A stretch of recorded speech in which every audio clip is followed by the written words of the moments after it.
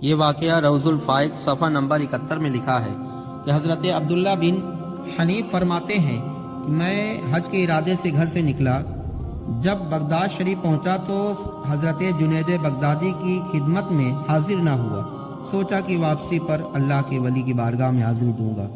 راستے میں پیاس نے مجھے بہت ستایا تو کنواں پر پہنچا، وہاں دیکھا کہ کنارے پر کھڑے ایک ہرن پانی پی رہی تھی۔ میں خوش ہوا کہ کنویں میں پانی بہت قریب ہے۔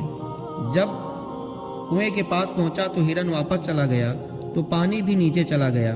میں بڑا حیران ہوا اور واپس ہوتے ہوئے اتنی بات زبان سے نکلی، میرا درجہ ہرن کے برابر بھی نہ ہوا۔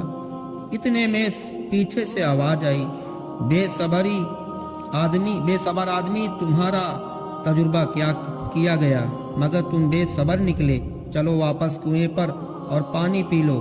میں پھر کنواں پر پہنچا تو کنواں پانی کے کناروں تک بھرا ہوا تھا۔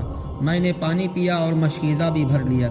پھر یہ پانی مدینہ منورہ میں ختم نہ ہوا۔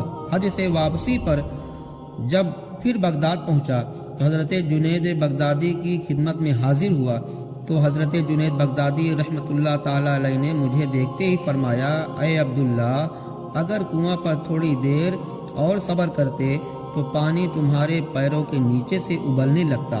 سبحان اللہ۔ اللہ والوں کا یہ علم اور عرفان، جو بات ایک جنگل میں واقع ہوئی وہ حضرت جنید بغدادی بغداد شریف میں معلوم ہو گئی، اور ایک